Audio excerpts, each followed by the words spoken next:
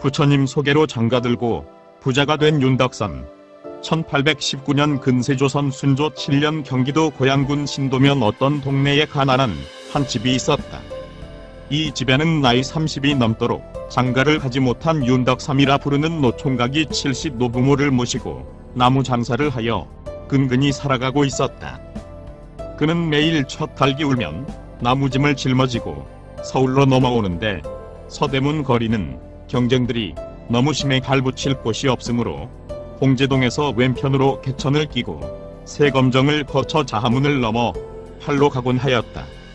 농토 한마디기 없이 추나추동 나무 장사로만 살아간다는 것은 쉬운 일이 아니었다. 이러다가는 만년 총각으로 장가 한 번 들지 못하고 죽을 일을 생각하면 괜히 마음이 슬퍼지기도 하였다. 더욱이 그는 3대 독자 외아들이다. 만일 그렇게 된다면 조상의 손이 끊기게 되므로 부모님께 죄송하게 생각하면서 안간힘을 다 쓰고는 있었으나 별도리가 없었다. 그런데 하루는 나무 짐을 짊어지고 세검정을 향해 가다가 귀에 서투른 목탁 소리가 들려왔다. 다리도 아프고 하여 나무지게를 내려놓고 바라보니 개천 건너 옥천암이라는 절에서 들려오는 것이었다. 그런데 그 아래 개천 옆에는 높이 수십 척이나 되는 바위가 편각 속에 있는데 거기에는 크게 부처님을 조각한 것이 있고 그 부처님 앞에는 수십 명의 여자 신도들이 스님들과 함께 향불을 피우고 제사 지내듯이 절을 올리고 있었다. 그 전에도 이것을 보지 못한 것은 아니었지만 스님들이 하는 것이거니 하고 무심하게 지났다. 그런데 이날은 이상하게도 의심이 생겼다. 이 사람들은 무엇 때문에 저러한 짓을 하고 있을까? 저렇게 하면 돌부처가 무슨 소원이라도 이루어준단 말인가? 사방으로 돌아다니는 똑똑한 사람도 마음대로 못하는 일을 한 걸음도 걷지 못하고 있는 바위돌이 무슨 재주가 있어 사람을 도와준단 말인가? 이렇게 명상과 회의에 잠겨있는 동안 늙은 할머니들이 불공을 마치고 건너왔다. 덕삼은 한 노인을 향해 물었다. 저 바위에 새겨놓은 부처님은 누구며 할머니들은 무엇 때문에 거기에 대고 절을 하고 빕니까? 그랬더니 할머니는 이 총각 나이는 많이 먹었어도 무식해서 아무것도 모르는구먼. 저 바위에 새긴 것은 해수관음이란 관세음보살님이신데 이 어른은 동해, 서해, 남해 할 것 없이 모든 바다 언덕 위에 계신다는 보살님일세. 그러므로 강원도 동해 안에는 낙삼사 흑령암의 관음굴이 있고 남해 안에는 경상도 남해 금산제 보리암이 있으며 서해 안에는 경기도 강화군 삼산면의 보문사의 관음이 계신다네. 이곳은 바다는 아니지만 개천가인 까닭으로 멀리 바다에 가지 못하는 사람을 위하여 인연을 맺으라고 새겨놓은 관세음보살님이신데 영험이 대단하여 누구든지 저 보살님께 정성만 들이면 틀림없이 모든 소망을 다 이룬다네. 하였다. 덕삼은 이 말을 듣고 그렇지만 돌부처가 무슨 신통이 있어 사람의 소원을 이루어줄 수 있습니까? 그것은 모르는 말. 돌부처라도 그냥 바위가 아니고 부처를 새겨 모신 바위니까 사람이 이름을 부르고 지성으로 마음을 모아 빌면 부처의 신령이 천리말리라도 걸림없이 오셔서 의지에 앉아 정성을 바꾸는 소원을 이루어주는 것일세.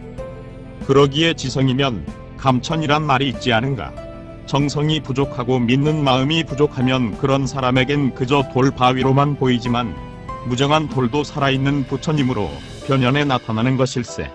그러므로 소원을 이루고 이루지 못하는 것은 그 돌부처께 달려있는 것이 아니라 믿는 사람의 정성과 신심이하에 있는 것일세. 참으로 그럴까요? 그렇고 말고 이 절에 다니는 신자가 수백 명인데 소원을 이루지 못한 사람이 한 사람도 없다는 거야. 세상에 무슨 할 일이 없어서 갖은 고생을 해가며 이 험한 산골짜기에 올라와 돈 버리고 정성을 들이겠는가 생각을 해보게. 그러기에 여자들은 마음이 결국해서 철저하게 믿기 때문에 소원을 쉽게 이루는데 남자들은 빌어도 건성건성 빌기 때문에 소원 성취가 잘 안되는 것이네 하고 가버렸다. 고생에 고생을 거듭하고 쪼들릴 대로 쪼들린 윤총각은 귀가 번쩍 트이는 것 같았다. 그러므로 그는 그 다음 날부터 이곳을 지날 때에는 반드시 길가에 나무짐을 버티어 놓고 건너가서 그 해수관음에게 수십 번씩 절을 하고 마음속으로 축원하였다. 대저대비하신 관세음보살님이시여, 제가 장가를 들어 자손을 보고 부자가 돼서 나무 장사를 면하게 하여 주옵소서. 이것이 저의 소원입니다. 하였다. 그러나 예배만으로 시원치가 않아 점심밥으로 먹을 도시락을 나무찜에서 꺼내어 가져다가 올리고 다시 절을 하였다. 도시락이라 하여도 밥은 아침에 새로 지은 밥이나 보리밥이 아니면 조밥이요. 게다가 된장 덩어리가 끼어 있어 취취한 냄새가 나는 것이었다. 그러나 부처님도 가난뱅이에게는 이런 것이라도 용서하시고 받으실 것이라고 생각하였다. 윤덕삼은 눈이 오나 비가 오나 하루 같이 나무짐을 지고 왕래할 때마다 그와 같이 하였는데 이렇게 100일을 하고 나니 비록 돌부처라고는 하지만 어머니 이상으로 친해져 보기만 해도 다정함을 느꼈다. 이제는 부끄럼 없이 서로 쳐다보고 농도하고 어린 양을 부릴 수 있을 것 같았고 그만하면 자기 소원을 들어줄 만도 한 것 같았다. 그래 겨울이 지나고 따스한 봄날이 돌아왔다. 그날도 윤덕삼은 해수관음에게 들렀다. 그런데 마침 비가 쏟아져 일어나 갈 수가 없었다. 덕삼은 문도 없는 관음각에 홀로 남아있다가 심심하기도 하고 답답하기도 하여 우물꼬누를 커다랗게 그려놓고 관세음보살에게 꼬누를 두는 내기를 하자고 말했다. 관세음보살님, 이제 저와 같이 내기 꼬누를 둡시다. 저는 이길 자신이 있으니 만약 제가 이기면 관세음보살님이 그 대가로 저의 소원을 들어주셔야 합니다. 하고 꼬누를 두기 시작하였다. 우물꼬누란 처수에 이기고 지는 것이 결정되는 것이다. 덕삼은 조약돌 2개를 주워다가 하나는 제 것이라 하고 하나는 관세음보살님 것이라 몫을 정해놓고 그럼 제가 먼저 두겠습니다. 하고 첫 수의 관세음보살을 우러러 쳐다보면서 관세음보살님 분명히 보셨지요. 꼬누는 분명 제가 이겼습니다. 그러니 내일이라도 속히 저의 소원을 꼭 성취시켜 주셔야 합니다. 총각은 이렇게 말을 하고 시계를 치고 집으로 돌아왔다. 그런데 바로 그날 밤 꿈에 거룩한 늙은 부인이 나타나 나는 해수관음을 모시고 있는 옥천암에서 온 보살이다. 그런데 너의 정성이 하도 갸륵하여 너에게 도움이 될 말을 일러주러 왔다. 네가 내일 첫 새벽 달기 울 때에 나무짐을 지고 떠나 밤이 새기 전에 자하문 밖에 가서 기다리고 있거라. 그리하여 문이 열려지면 첫 번 나오는 여자가 있거든 사정하라 하고 그를 너의 집으로 인도하면 너의 소원을 이루게 될 것이다. 하였다. 꿈속 일망정 덕삼은 하도 좋아. 고맙습니다. 꼭 그렇게 하겠습니다. 하고 웃으며 째고 보니 역력한 꿈이었다. 윤덕삼은 곧 이어 뒷집에서 첫 닭이 우는 소리를 듣고 바쁘게 매무새를 고치고 밖으로 나와 나무짐을 지고 집을 나오려 하자 어머니가 얘야 오늘은 먼동도 트지 않았는데 벌써 나가느냐? 하고 물었다. 덕삼은 네 오늘은 일찍이 누구를 만나서 데리고 올 사람이 있어 일정 나갑니다. 그럼 찬밥 남은 것이라도 뒤져먹고 가거라. 하고 부엌으로 들어가려 하였다. 덕삼은 마음이 설레이어 밥 먹을 새도 없어요. 하고 집을 떠났다. 빈속에 나무 한 짐을 지고 종종 걸음으로 30리를 걸어 지하문 밖까지 올라가는 일을 그렇게 쉬운 일이 아니었다. 그러나 희망에 벅차 들뜬 몸임으로 배고픈 것도 무거운 것도 다 잊어버리고 단숨에 자하문 밖에 이르러 짐을 괴어놓고 보니 아직 문이 열리지 않았다. 다행으로 생각하고 먼둥이 트이기를 기다리고 있는데 문틈으로 하얀 버선을 신은 발이 왔다 갔다 하였다. 덕삼은 속으로 관세음보살님이 거짓말은 하지 않으셨구나 하고 어느 정도 가슴을 진정하고 있는데 마침 문이 열렸다. 물론 제일 먼저 보자기를 머리에 인 여자가 쏜살같이 세경정으로 내려갔다. 덕삼은 나무짐과 지게도 버리고 종종 걸음으로 돌아 내려가 소매를 붙들고 꿈속에서 일러주신 대로 하였다. 놀라지 마십시오. 남녀가 유별한데 먼저 붙잡고 말하기는 실례인 줄 아오나 어디로 가는 낭자이신지 제가 길을 안내해드리겠습니다. 하니 생팔이 같이 톡 쏘고 말대답도 하지 않을 줄 알았던 그 어여쁜 남자가 뜻밖에도 잡은 손을 뿌리치지 않고 부드러운 말소리로 저 윤도령이란 총각을 찾아갑니다. 하였다. 덕삼은 너무나도 뜻밖이라 눈이 휘동그레 가지고 제가 윤총각인데요. 네. 그러세요. 어떻게 알고 오셨나요? 이리 오실 줄 알고 마중 나왔습니다. 간밤에 꿈에 어떤 점잖은 노인이 오시어 말씀하시기를 장안에 있는 심낭자가 너를 찾아갈 터이니 잘 보살펴주라고 하시더군요.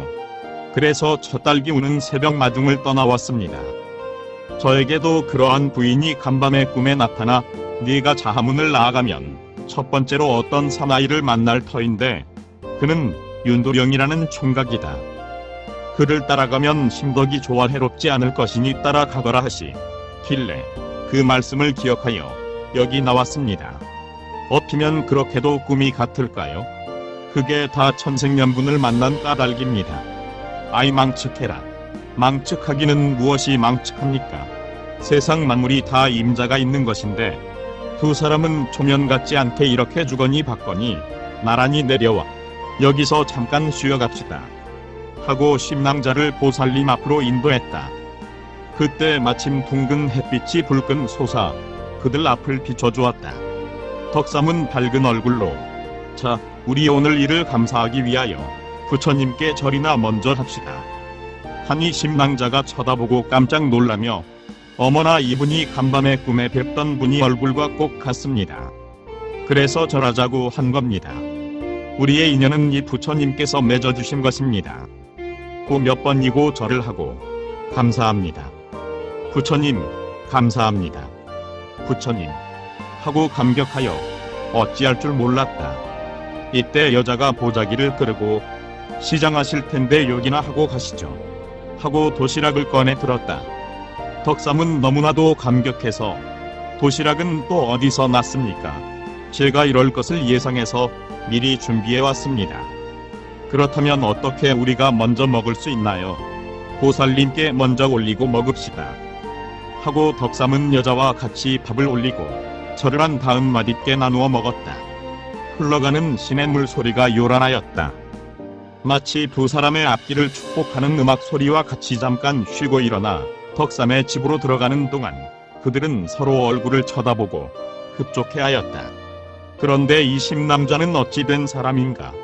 그는 명문대가의 교수로 16살에 어떤 양반의 집으로 출가하였으나 공방살이 끼었는지 남편 되는 신랑이 혼례 즉시 보기 싫다 퇴박을 하여 3년 동안을 넘어 있다가 견디다 못해 친정으로 돌아와 7년, 10년을 동안을 수절하며 남편이 계심을 기다렸으나 아무리 기다려도 아무 희망이 없었다. 그러니 말만 시집갔지 새 처녀나 다름이 없었고 그렇다고 평생토록 독신으로 있을 수도 없고 또 버젓이 개간할 수도 없어 어머니를 졸라 어디론가 부지거처로 길을 떠나기로 결심하였다. 그때 그의 어머니는 불쌍하게 생각하고 감나가는 금은, 보석, 산호, 비취 등 귀중한 폐물을 한 보따리 싸주고 눈물을 흘리면서 2년 따라 마음대로 집을 나가라고 하였다. 그러하여 심낭자는 26살 되던 해 그것을 가지고 길을 떠나려 하는데 그날 밤 꿈에 관세음보살이 늙은 부인으로 나타나 네가 다른 문으로 나가지 말고 지하 문으로 나가되 문 앞에 이르거든 첫 번 만나는 윤총각이라는 남자를 따라가면 행복하게 살 것이다 하여 그 말씀대로 하였던 것이다. 이 말을 들은 윤덕삼은 그것이 꿈이 아닌 현실임을 실감하고 끝없는 행복을 느꼈다. 윤총각은 다시 나를 받아 일가 친척을 모으고 간단하게 혼례를 치른 다음 심낭자가 가지고 온 폐물을 팔아 집과 토지를 사고 또 산도 사서 큰 살림을 벌이니 일시의 신도면 일대에서는 제1가는 부자가 되었다. 지금도 그의 5대손이 살아있어 독실한 믿음을 가지고 옥천암의 단골 신도가 되어 있다. 구독과 좋아요를 클릭해 주시면 불교 전파 및 불경 보급 사업에 많은 도움이 됩니다.